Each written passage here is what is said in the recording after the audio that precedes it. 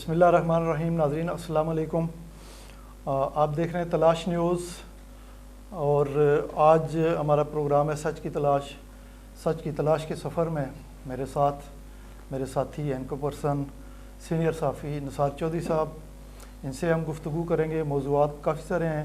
Election کی تیاریاں ہیں, حکومت کی ریٹ کے حوالے سے وزیر اعلیٰ پنجاب نے جو بات کی ہے اس پر کچھ تبصرہ لیں گے چودھری صاحب سے.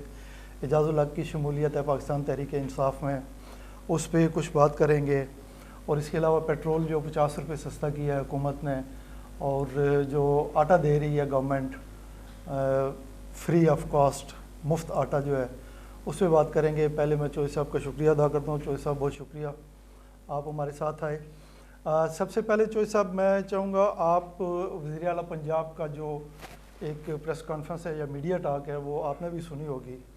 انہوں نے حکومتی ریٹ کی بات کی ہے. وہ کون سی ریٹ ہے اور وہ کیا چاہتے ہیں, اس پہ کوئی تھوڑا سا ہمارے ناظرین کو جو ہے نا آپ تھوڑا ان کی مطلع کریں. بہت شکریہ جناب طاہر صاحب, بڑی مہربانی. آپ مجھے گاہے بگاہے اپنے پروگرام میں مدعو کرتے رہتے ہیں. جہاں تک آپ نے بات کی ہے کہ حکومت نے اپنی ریٹ کی جو بات کی ہے وہ آپ کے سامنے ہیں. گزشتہ دنوں جو یہاں پہ واقعات ہوئے ہیں, خصوصاً لاہور میں زمان پارک میں خان صاحب کے گھر جو حملہ ہوا ہے, وہاں پہ جو توڑ پھوڑ ہوئی ہے ان کی غیر موجودگی میں, ان کی غیر موجودگی میں. پھر اس کے بعد جس وقت خان صاحب یہاں اسلام آباد عدالت میں پیش ہونے کے لیے آ رہے تھے تو وہاں پہ جو ہنگامہ آئی ہوئی ہے اور گراؤ جلاؤ ہوا ہے, کارکن زخمی ہوئے ہیں, پولیس والے بھی زخمی ہوئے ہیں. تو ان سارے واقعات کو دیکھتے ہوئے انہوں نے کہا ہے کہ حکومتی ریٹ جو ہے ہمیں کہیں نظر نہیں آ رہی اور اس کو جو ہے ہم قائم کرنا چاہتے ہیں. اور اسی سلسلے میں پھر انہوں نے کہا ہے کہ اب اگر اس طرح کے کوئی واقعات دوبارہ ہوئے تو ہم آہنی ہاتھوں سے ان سے نپٹیں گے, اور اس کے لیے انہوں نے پولیس کو فری ہینڈ بھی دے دیا ہے. تو انہوں نے ساتھ یہ بھی کہا ہے کہ اگر پولیس والوں کے ساتھ یا رینجر کے ساتھ جو لوگ دستوں کے نگراں ہوتے ہیں ان پر ہم گہری نظر رکھیں گے اور قانون کے مطابق ہم ان کے خلاف کارروائی کریں گے. تو سب کیا آپ یہ نہیں سمجھتے کہ وزیر اعلیٰ پنجاب جو ہے نگران ہیں, ان کو جو نا آئین اور قانون کی طرف سے جو ذمہ داری دی گئی ہے, جو ان پہ ذمہ داری عائد ہوتی ہے, جو ان کا مینڈیٹ ہے, وہ ریٹ کدھر گئی؟ وہ ریٹ یہ ہے انہوں نے صاف اور شفاف الیکشن کروانے ہیں. یہ تو ایک پارٹی بن کے جو ہے نا وفاقی گورنمنٹ جو پی ڈی ایم کی گورنمنٹ ہے ہمارے فیڈرل وفاق میں, اس کی نمائندگی کرتے ہوئے یہ تو کھل کھلا کے میدان میں آ گئے ہیں اور انہوں نے اپنی جو امپارشلٹی جو ہے یا غیر جانبداری جو ہے اس کو بالکل ہوا میں اڑا دیا ہے. اور یہ کہتے ہیں جی ہم جو نا گھیراؤ جلاؤ کریں گے, ماریں گے اور پولیس کو فری ہینڈ, جیسے آپ نے ابھی بات کی ہے. تو کیا یہ درست ہے ان کا جو اس طرح کہنا ہے؟ ہاں جی طاہر صاحب, یہ بالکل درست ہے, یہ غلط نہیں ہے. وہ جو کر رہے ہیں وہ بالکل ٹھیک کر رہے ہیں. جہاں تک آپ کا نہیں چودھری صاحب, لیکن مجھے آپ سے آپ اختلاف بالکل کریں. پہلے میری 2 منٹ کے لیے میرا موقف سن لیں. گزارش یہ ہے کہ آپ جیسے کہہ رہے ہیں کہ وہ صرف اور صرف ان کا کام ہے کہ وہ نگران حکومت ہے اور انتخابات کرائے اور گھر چلے جائے. اس دوران اگر کوئی واقعات ہو جاتے ہیں, اس دوران اگر کوئی مسئلہ درپیش ہو جاتا ہے, اس دوران اگر آپ کے ملک میں کوئی ایسی بات جو میرا مطلب ہے کہ ملک کے لیے نقصان دہ سامنے آ جاتی ہے, تو وہ کیا ہاتھ پہ ہاتھ دھرے بیٹھے رہیں, وہ کوئی کام نہ کریں؟ نہیں, لیکن چودھری صاحب یہ گزارش یہ ہے کہ گورنمنٹ میری عرض سن لیں کہ ان کو اپنی ریٹ جو ہے وہ صرف زمان پارک میں کیوں نظر آتی ہے. یہ میں صرف ایک مثال دے رہا ہوں راول پنڈی شہر کی. گزشتہ 3-4 دن سے اسلام آباد میں اس میں شامل ہے. یہاں پہ درجنوں نہیں سینکڑوں جانا چوری ڈکیتی اور اس طرح کی وارداتیں ہوئی ہیں. لوگ جو ہے نا جانوں سے گئے ہیں. وہ ملتان میں دیکھیں مفت آٹا لینے کے لیے ایک شخص جو ہے وہ بوڑھا شخص تھا, عمر رسیدہ وہ فرد تھا, وہ اس نے اپنی جان دے دی ہے. تو یہ جو ہے سماج دشمن عناصر عوام کو ایک طرف جو ہے نا مہنگائی کی صورت میں وہ لوٹ رہے ہیں, دوسرا جو ان کی چوری ڈکیتی اور قتل و غارت گری جو ہے وہ اپنے عروج پر پہنچی ہوئی ہے. وہاں پہ یہ اپنی ریٹ کیوں نہیں قائم کر رہے؟ ادھر اس طرف ان کی توجہ کیوں نہیں ہے؟ یہ ساری توجہ ان کی زمان پارک میں کیوں ہے؟ وہ ایک سیاسی پارٹی ہے. وہاں پہ آپ دیکھیں کہ پورے پاکستان کی عوام جو ہے نا, عوام کی بہت بڑی اکثریت جو ہے وہ پی ٹی آئی کے ساتھ ہے, وہ جمہور ہے. اور یہ جس طرح جو ہے نا فیڈرل گورنمنٹ میں بیٹھے ہوئے آپ کے رانا ثناء اللہ صاحب ہیں, وہ کہتے ہیں جی کہ یہ جتھے وہ یا عوام کو جتھے دے کے ان کی مسلسل توہین کر رہے ہیں, اسی میں شامل ہو گئے ہیں نگران وزیر اعلیٰ محسن نقوی صاحب. اور جہاں پہ ان کو اپنی ریٹ قائم کرنی چاہیے وہاں پہ ان کی کوئی بالکل توجہ نہیں ہے، اور یہ جو ہے نا زمان پارک کے ایک چھوٹا سا وہ ایریا جو ہے وہاں پہ اپنی ریٹ قائم کرنا چاہتے ہیں۔ نہیں، آپ صحیح فرما رہے ہیں، میں آپ سے اختلاف بالکل نہیں کر رہا، میں تو صرف یہ کہہ رہا ہوں کہ گورنمنٹ کا کام جو ہے، نگران گورنمنٹ کا کام صرف انتخابات کرانا نہیں ہے، اس نے دیگر معاملات کو بھی دیکھنے ہوتے ہیں۔ اور زمان پارک کی جہاں تک بات کر رہے ہیں کہ جس وقت خان صاحب گھر پہ نہیں تھے، ان کی غیر موجودگی میں ان کے گھر پہ حملہ کیا گیا، ہم جس کی بھرپور مذمت کرتے ہیں، لیکن دیکھیں نا اب اس کو ساتھ ساتھ یہ بھی دیکھیں کہ عمران خان صاحب نے خود فرمایا ہے کہ مجھے ڈر ہے کہیں یہ مجھے مار نہ دیں، جیسے ان کے اوپر پہلے بھی قاتلانہ حملہ ہو چکا ہے، جس کی وجہ سے عمران خان صاحب کہتے ہیں کہ مجھے لوگوں کے ساتھ جو ہے نا عدالتوں میں پیش ہونا پڑ رہا ہے، یا مجھے اپنے ساتھ جو ہے وہ لوگوں کا جمع غفیر لے کے جانا پڑتا ہے، جس کو وہ کہتے ہیں کہ نہیں ہونا چاہیے، خان صاحب اکیلے آئیں اور پیش ہوں، لیکن آپ کے سامنے حالات چل رہے ہیں تو نہیں سر اکیلے وہ دیکھیں نا، اب یہ جب لاہور سے چلیں یہاں پہ جوڈیشل کمپلیکس 2 دن پہلے آئے ہیں، 5 جگہ پہ ان کو بالکل سیپریٹ کرنے کی، اکیلا کرنے کی کوشش کی گئی ہے۔ پھر جوڈیشل کمپلیکس کے اندر جو ہے آنسو گیس کی اتنی شیلنگ ہوئی کہ وہ دھوئیں کے جو بادل ہیں ان میں کچھ سجائی نہیں دے رہا تھا، نظر نہیں آ رہا۔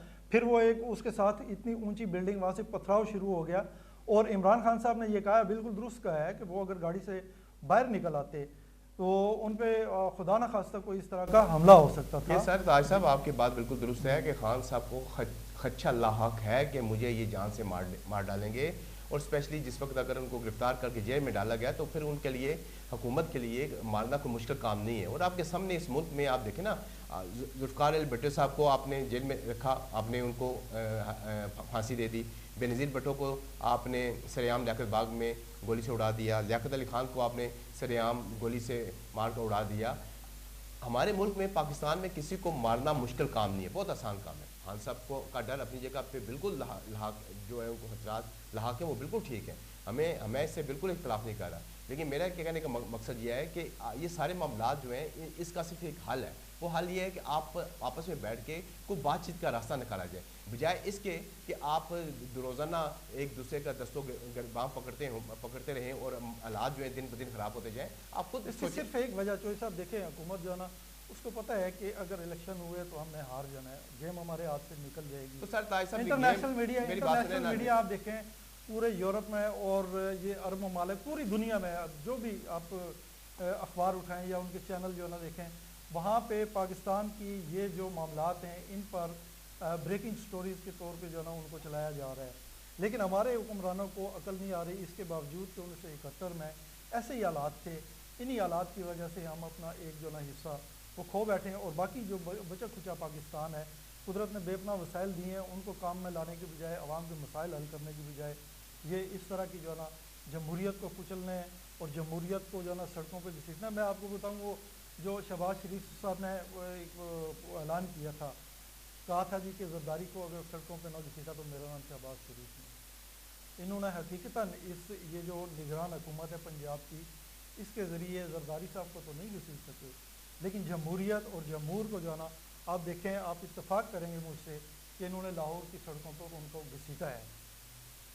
جی بالکل ٹھیک کہہ رہے ہیں سر، آپ دیکھیں نا، میں آپ کو وہی دوبارہ بات دہرانا چاہوں گا، میں چاہتا ہوں کہ آپ کوئی حل پیش کریں نا اس کا کیا حل کیا ہے؟ آپ کہہ رہے ہیں کہ فوری طور پہ ملک میں انتخابات کرائے جائیں، آپ کے ملک میں فوری طور پہ انتخابات جو ہے وہ نہیں ہو سکتے اور نہ ہونے ہیں، اس لیے کہ آپ نے خود فرما دیا ہے کہ جو حکمران ٹولہ ہے وہ خائف ہے کہ جس وقت بھی ہم نے انتخابات کرائے، عوام نے ہمارے خلاف ووٹ دینا ہے، عوام نے خلاف۔ لیکن چودھری صاحب یہ اگر 1 سال یا 2 سال تک بھی ان کو پرولونگ کرتے ہیں، لے کے جاتے ہیں، بالآخر انتخابات ہونے ہیں، اور جو وقت گزرتا جائے گا اس صورتحال میں عوام کی حمایت سے بچی کچی جو ان کی وہ ہے نا عوامی مقبولیت، اس سے بھی یہ جاتے رہیں گے۔ بہرحال یہ ایک لمبی بحث ہے چوہی صاحب، اس پہ جتنا وہ بحث کریں بات سے بات نکلتی جائے گی اور آگے چلتی جائے گی۔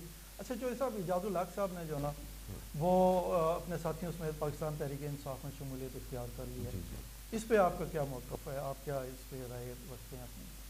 اعجاز الحق صاحب دیکھیں جی، گزارش ہے کہ جب سے ان کے والد صاحب فوت ہوئے ہیں محترم جنرل ضیاء الحق صاحب، تو وہ انہوں نے ایک جماعت جو تھی وہ بنائی تھی، مسلم لیگ ضیاء گروپ کا نام انہوں نے رکھا تھا، پھر ان کے پاس الیکشن بھی اسی سیٹ پہ لڑتے رہے ہیں، پھر اس کے علاوہ انہوں نے کئی دفعہ مختلف جماعتوں کے ساتھ ہلاک کر کے بھی اپنی جو بہاولپور کی سیٹ ہے اس پر وہ MNA منتخب ہوتے رہے ہیں۔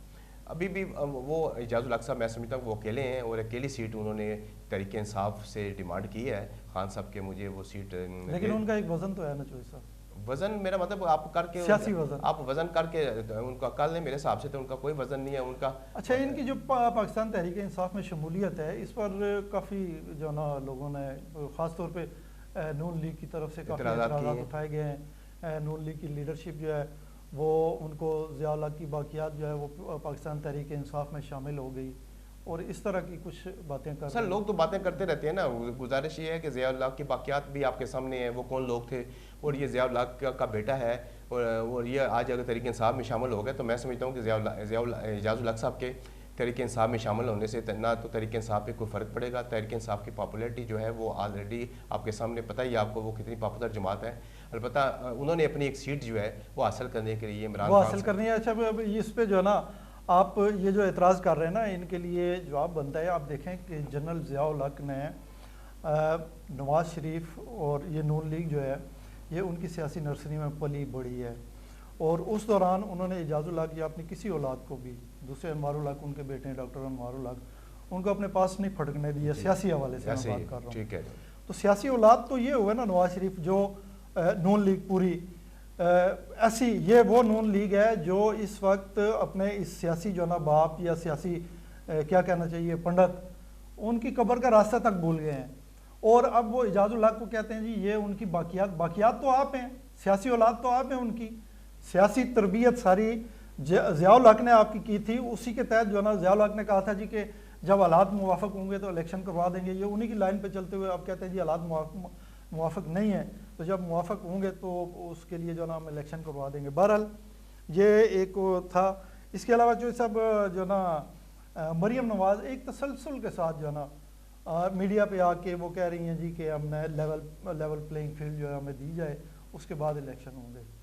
جی طاہر صاحب گزارش یہ ہے کہ مریم نواز کا جو موقف ہے وہ آپ کے سامنے ہے اور اب تو قوم کے سامنے بھی آ گیا ہے. ان کے جو مطالبات ہیں وہ ابھی آپ کے سامنے ہیں. وہ کہہ رہی ہیں کہ سب سے پہلے آپ جو ترازو کا جو پدرا ہے اس کو برابر کریں. اگر میرے والد کو سزا ہوئی ہے تو جو عمران خان صاحب جو اس وقت ان کے مد مقابلے ہیں, باقی تو جماعتیں ساری ان کے ساتھ ہلاکی ہوا ہیں, ان کو بھی جیل میں ڈالا جائے اور ان کے ساتھ بھی وہی سلوک کیا جائے جو میرے والد صاحب کے ساتھ ہوا ہے, جو میرے ساتھ ہوا ہے. مریم نواز اس وقت جو ہے آپ دیکھ رہے ہیں کہ وہ عدلیہ کو بھی نہیں بخش رہی, نہ ہی وہ اسٹیبلشمنٹ کو بھی بخش رہی ہیں. اور انہوں نے تو صاف الفاظوں میں کئی اپنے جو جلسہ سب کچھ بول چکی ہیں, وہ اقتدار سے دوری کر ہر چیز کا آپ کو علم ہے. لیکن میں آپ کو یہ بات بتانا چاہ رہا ہوں جو بڑی قابل غور ہے اور جس پر آپ بڑی سنجیدگی کے ساتھ غور بھی کیجیے گا, فکر بھی کیجیے گا, اور اپنے جو سننے والے ہیں ان کو بتائیے گا بھی کہ مریم نواز کے پیچھے وہ کون سا ہاتھ کار فرما ہے جو مریم نواز کو آج یہ کہنے پہ مجبور کر رہا ہے, یا مریم نواز نے سر عام یہ بات کہہ دی ہے کہ جنرل فیض حمید کو جو ہے وہ کورٹ مارشل کیا جائے.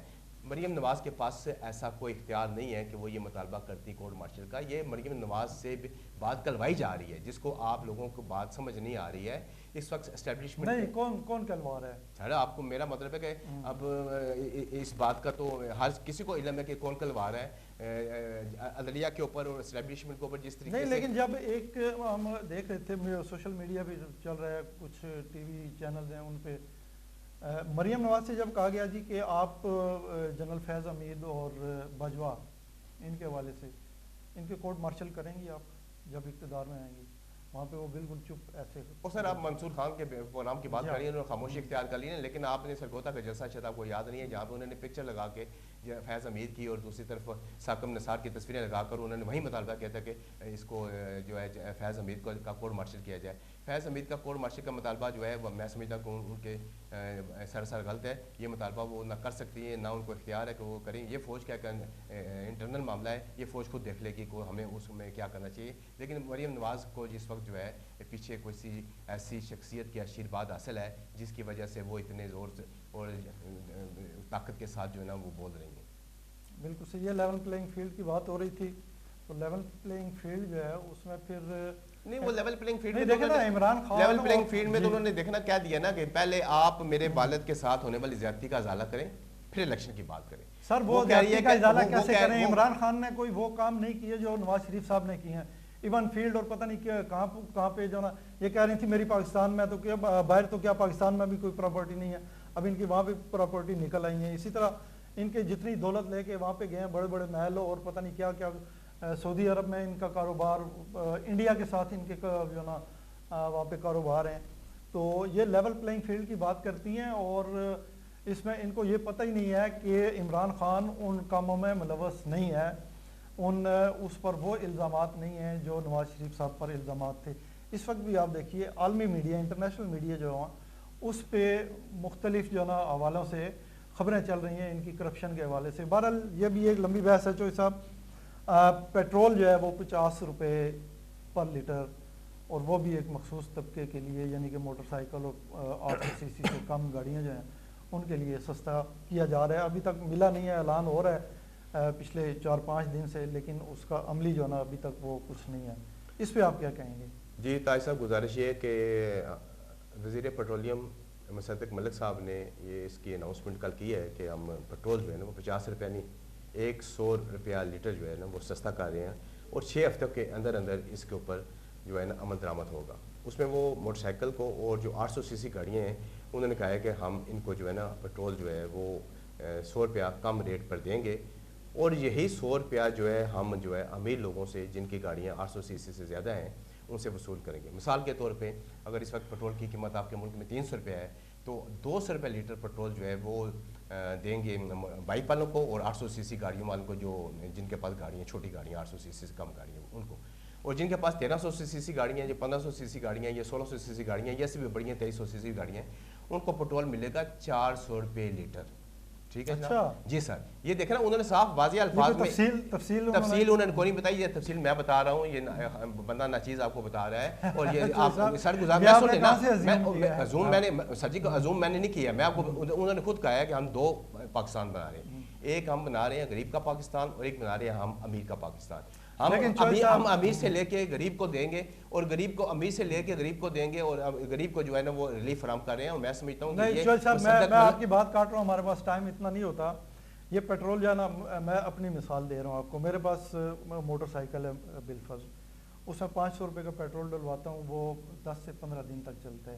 مجھے اس 500 روپے پر کتنی بچت ہوگی یہ سارا واضح ہو جاتا ہے. میں یہ کہہ رہا ہوں کہ آپ بجائے یہ گاڑیوں کی جو ٹینکیاں ہیں ان کو بھرنے کے بجائے, سستا بھرنے کے بجائے, جن کا عام لوگوں کو فائدہ ہی نہیں ہے. اس میں دیکھیں نا 80 سے 90% وہ لوگ ہیں جن کے پاس نہ موٹر سائیکل, ایون سائیکل تک بھی نہیں ہے. ان کا جو پیٹ کا ایندھن ہے, پیٹ میں جانے والا جو آئل ہے, تیل ہے, کوکنگ آئل ہے, گھی ہے, اس کو سستا کریں, عام لوگوں کو فائدہ ہو. ٹھیک کہہ رہے ہیں, بالکل صحیح کہہ رہے ہیں.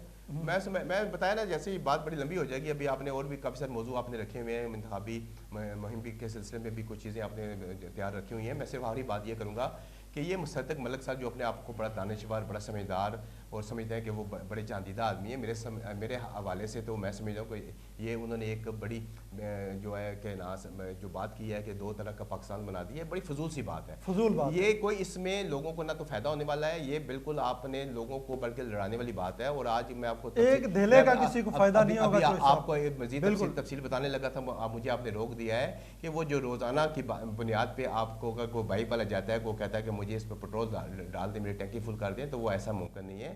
اس کو بھی پورے مہینے میں 3 دن 4 دن جو ہے نا وہ پیٹرول اس کا آسان نرخوں میں ملے گا, جبکہ جو امیر آدمی کو ہے وہ میں نے آپ کو بتا دیا کہ وہ تیل کدھر جائے گا. تو یہ بڑی فضول سی بات ہے. تو صاحب یہ ہاتھی کے دان دکھانے کے اور کھانے کے اور, یہ اس طرح معاملہ نہیں ہے. باقی جیسا میں نے آپ کو کہا کہ عوام جو ہے نا ان کے پیٹ میں روٹی جانی ہے, آٹا, سر وہ آپ نے فرما دیا تھا, آپ نے کہہ دیا ہے کہ پیٹرول کے بجائے آپ آئل جو ہے, کوکنگ آئل, حالات جو ہیں وہ انتہائی جو ہیں وہ خراب ہو چکے ہیں.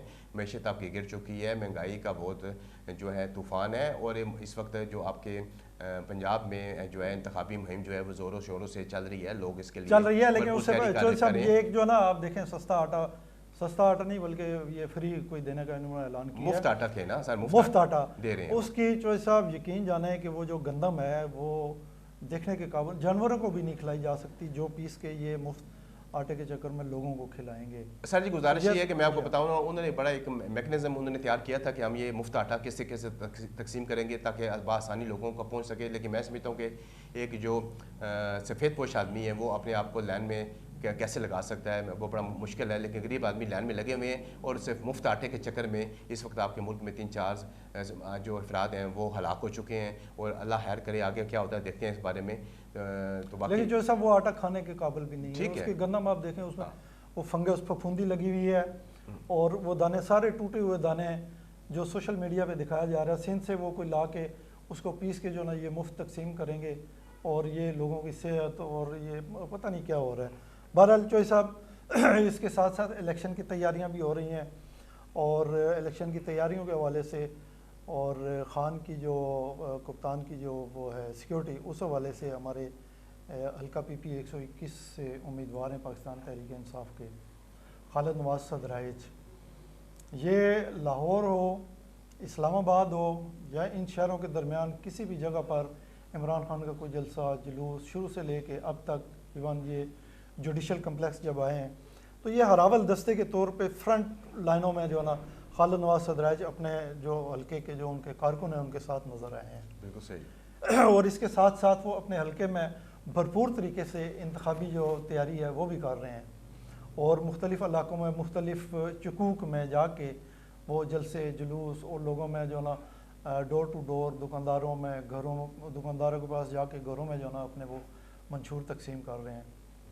آپ کے پاس بھی ان کی کچھ معلومات ہیں وہ؟ جی خالد نواز صدرائچ صاحب اس وقت جو آپ نے بتایا کہ حلقہ پی پی 121 سے صوبائی امیدوار ہیں، اور انہوں نے اپنی انتخابی مہم شروع کر دی ہے اور اپنا منشور بھی لوگوں میں تقسیم کر رہے ہیں۔ پھر گزشتہ دنوں انہوں نے اپنے حلقے کے گاؤں میں بہت بڑا جلسہ عام کیا ہے، جس میں انہوں نے بتایا ہے کہ خان صاحب کا وین بتایا ہے، اور انہوں نے بتایا ہے کہ خان کی جو تبدو ہے وہ عوام کے لیے ہے نہ کہ اپنے لیے ہے، کیونکہ خان صاحب چاہتے ہیں کہ اس ملک میں انصاف کا بول بالا ہو، اور وہ اسی مشن کو لے کے خان صاحب کے مشن کو لے کے خالد نواز صدرائچ صاحب جو ہیں وہ اس سیاست کے میدان میں آئے ہیں، اور وہ بھرپور کام طریقے سے اس تو اس سے پہلے یہ ایک رپورٹ نہ دیکھ لیں ٹوبہ ٹیک سنگھ سے، ہمارے نمائندے ہیں تلاش نیوز کے جاوید اقبال ناصر۔ خالد نواز صدرائچ کی جو الیکشن کمپین ہے یہ پورے پنجاب میں ایک مثالی کمپین ہے، تو پہلے ان کی ایک رپورٹ دیکھتے ہیں، اس کے بعد پھر بات کرتے ہیں۔ جی ٹھیک۔ ملک و قوم کے وسیع تر مفاد کی خاطر عمران خان کو لانا ہوگا۔ اگر ہم نے ایسا نہ کیا تو یہ امپورٹڈ ٹولہ ملک کو بیچ کھائے گا۔ خدارا اپنے حقوق کو پہچانے۔ ان خیالات کا اظہار چودھری خالد نواز صدرائچ، امیدوار برائے صوبائی اسمبلی حلقہ پی پی 121 نے گزشتہ شب نواحی گاؤں مخدومہ میں ایک بہت بڑے جلسہ عام سے خطاب کرتے ہوئے کیا۔ انہوں نے کہا کہ عمران خان کا ہم پہ احسان ہے کہ انہوں نے ہمیں ذہنی غلامی سے نکالا اور ہمیں ہمارے حقوق کی پہچان کروائی، اور امپورٹڈ ٹولہ کی مبینہ لوٹ مار کے بارے میں عوام کو سب کچھ بتایا۔ انہوں نے کہا کہ عمران خان نے امپورٹڈ ٹولہ کو قوم کے سامنے ننگا کر کے رکھ دیا اور قوم کو جگا دیا ہے۔ خالد نواز صدرائچ نے زور دے کر کہا کہ اگر آپ اس حلقہ میں تبدیلی کے خواہشمند ہیں تو آپ کو آپ جیسا نمائندہ منتخب کرنا ہوگا جو آپ میں سے ہو اور آپ جیسا ہو، نیز آپ کے حقوق کو پہچانتا اور سمجھتا ہو۔ انہوں نے کہا کہ اس وقت ملک میں جس کی لاٹھی اس کی بھینس والا قانون رائج ہے۔ حکمران طبقہ خود کو آئین و قانون سے بالا تر سمجھ رہا ہے۔ اب ایسا نہیں چلے گا، کیونکہ عمران خان ایک محب وطن شخصیت ہیں، اور وہ حکمرانوں کی چالاکیوں کو نہ صرف سمجھتے ہیں بلکہ انہوں نے حکمرانوں کی چالاکیوں کو قوم کے سامنے رکھ دیا ہے، جس کا حکمرانوں کو بہت دکھ ہے اور وہ اس دکھ میں تل ملا رہے ہیں۔ جلسہ سے یوتھ رہنما میاں نجم الحسن اور چودھری منور حسین کالو نے بھی خطاب کیا۔ جی چوہی صاحب، یہ آپ نے رپورٹ دیکھی ہے خالد نواز صدرائچ صاحب کی، جلسہ ان کا ایک نہیں بلکہ 2-3 جلسے تھے۔ ہمارے نمائندے جاوید اقبال ناصر وہ رپورٹ کر رہے تھے، تو یہ آپ چوہی صاحب کیا سمجھتے ہیں، الیکشن ہو جائیں گے؟ نہیں، الیکشن کے متعلق تو میں نے آپ کو پہلے بھی کہہ دیا تھا کہ مریم نواز نے صاف الفاظ میں کہا ہوا ہے کہ الیکشن جو ہیں وہ بعد میں ہوں گے، سب سے پہلے انصاف کا جو ترازو ہے اس کا پلڑا برابر کیا جائے، یہ بات ہو چکی ہے۔ ابھی الیکشن جو ہے اس کی اناؤنسمنٹ 30 تاریخ جو ہے آپ کی اناؤنس ہو چکی ہے کہ پنجاب میں جو اس کے انتخابات ہیں، صوبائی اسمبلیوں کے انتخابات 30 اپریل کو ہونے ہیں۔ اس سلسلے میں جیسے کہ آپ نے رپورٹ میں بھی دیکھا کہ خالد نواز صاحب جو ہیں وہ کس طریقے سے اپنے انتخابی حلقے میں سرگر عمل ہیں، اور وہ جب ان کو ضرورت پڑتی ہے کسی جگہ پہ خان صاحب کے لیے جانے کے لیے، تو وہ اپنی انتخابی سرگرمیاں جو ہیں وہ وہاں پہ معطل کر کے وہ دوبارہ جو نہیں، جو سب معطل نہیں کرتے، وہ پیچھے ان کے جو ہے میرا کہنے کا پوری مطلب ٹیم ہے میرا وہ کام کرتی رہتی ہے، وہ کام کرتی رہتی ہے، وہ کام کرتی رہتی ہے، لیکن وہ خود جو ہے وہ زمان پارک میں پہنچ جاتے ہیں خان صاحب کی حفاظت کے لیے. جب خان صاحب جب لاہور سے اسلام آباد آتے ہیں تب وہ ان کے ساتھ آتے ہیں، پھر جب خان صاحب یہاں سے لاہور جاتے ہیں تب ان کے ساتھ واپس جاتے ہیں. تو وہ یعنی کہ میرا مطلب ہے کہ اس وقت بڑا مصروف جو ہے وہ اپنی وہ کمپین کر رہے ہیں، اور اس سلسلے میں آپ نے دیکھا جیسا بالکل صحیح کہہ رہے ہیں آپ. یہ خان کے جو ساتھی ہیں، ان کے جو کارکن ہیں، ضلع شاہ سے کوئی جتنے بھی اس وقت موجود ہیں وہاں پہ، خالد نواز صدرائج جو ہے نا، یہ بھی خاص طور پہ ضلع شاہ سے کم نہیں ہے کوئی بھی کارکن. بہرحال جو صاحب ایک چلتے چلتے جو ہے نا، میں یہ چاہتا ہوں کہ توشہ خانہ کے حوالے سے جو ہے نا کافی لوگوں کو گڑیاں، مرسڈیز گاڑیاں اور پتہ نہیں کیا کیا جو کچھ بھی آیا جو ہے نا وہ ہر بندے نے لیا، ایون چاکلیٹ اور پائن ایپل، اور کوئی چیز کسی نے چھوڑی نہیں ہے. لیکن ایک چیز مجھے بڑا دکھ ہو رہا ہے چوہی صاحب، آپ کو بھی شاید دکھ ہو، کہ اسی توشہ خانہ میں جو نا ہمارے جو مہربان ہیں بیرونی دنیا عرب ممالک کے لوگ ہیں، دوسرے ہیں، انہوں نے جہاں بے شمار دیگر تحفے دیے، سونے کے ہیرے جواہرات، وہاں پہ انہوں نے کتابیں بھی دی ہیں. توشہ خانہ میں کتابیں اسی طرح پڑھی ہیں. ہمارے کسی سیاستدان کو، کسی بیوروکریٹ کو توفیق نہیں ہوئی کہ وہ چند روپے دے کے ان کتابوں میں سے اپنی پسند کی کوئی کتاب بھی اٹھا لے. کیا کہیں گے؟ بڑی حیرت انگیز آپ نے بات کی ہے، اور میں سمجھتا ہوں کہ آپ نے بڑی اس کے اوپر ریسرچ کی ہے، کہ آپ نے جیسے فرمایا ہے کہ توشہ خانہ سے تمام سیاستدان جو ہیں وہ گھڑیاں اور دوسرے جو قیمتی تحائف ہیں اس کے ساتھ ساتھ جوسز بھی ساتھ لے گئے ہیں. اور جبکہ ٹافیاں ٹوفیاں ہر چیز، وہی میں بتا رہا ہوں نا کہ کہ وہ پھر وہاں پہ جب کئی جگہ پہ ان کو وہاں پہ بیرون ممالک کے جو ہمارے ہیں دوست احباب ہیں، انہوں نے ان کو کتب بھی جو ہیں وہ تحائف میں دیے. اور وہ کتب آپ بتا رہے ہیں کہ کوئی آدمی جو ہے وہ نہیں لے کے گیا، چاہے آپ اس کا ریکارڈ 2000 سے لے کے آج تک دیکھ لیں یا 2000 سے پیچھے چلے جائیں، ان کی دلچسپی کسی نے بھی نہیں لی. ان کی ساری دلچسپی جو تھی وہ قیمتی تحائف میں تھی، اور کتابوں میں ان کی دلچسپی کوئی نہیں تھی، جس کی وجہ سے وہ کتابیں نہیں لے کے گئے. میں سمجھتا ہوں کہ یہ ہمارے لیے لمحہ فکریہ ہے کہ ہمارے حکمران جو ہیں وہ بھی اتنے کتاب سے دور ہو چکے ہیں کہ انہوں نے کتاب کو اپنے لیے خریدنا بھی گوارا نہیں سمجھا. بالکل دور نہیں ہوئے چوہی صاحب. ان کی کتابوں کے ساتھ دلچسپی جو ہے نا وہ بڑی پختہ ہے، اس حد تک کہ وہ چیک بکس جو ہیں یا ان کے اکاؤنٹس کے جو معاملات ہوتے ہیں، لکھت پڑھت ہوتی ہے یا اس کے جو کوئی ڈاکومنٹس ہوتے ہیں، ان کے ساتھ وہ پوری طرح اٹیچ ہیں. تو اس کے علاوہ جو ہے نا باقی انہیں عام جو کتابیں ہیں، کوئی بھی کتاب ہے اس کو دیکھنے، پڑھنے یا سننے سے ان کو کوئی دلچسپی نہیں ہے سوائے اپنے اقتدار کے. بہرحال چوہی صاحب، آج میں آپ کا شکریہ ادا کرتا ہوں، آپ آئے اور ہمارے ساتھ یہ مختلف موضوعات ہیں ان پر گفتگو فرمائی ہے. ہمارے پروگرام کا وقت ختم ہوتا ہے. میں اپنے ناظرین سے اجازت چاہتا ہوں اس دعا کے ساتھ کہ سلامت رہیں اور جہاں بھی رہیں اپنا اور اپنے ارد گرد کے لوگوں کا خیال رکھیے گا. اللہ حافظ.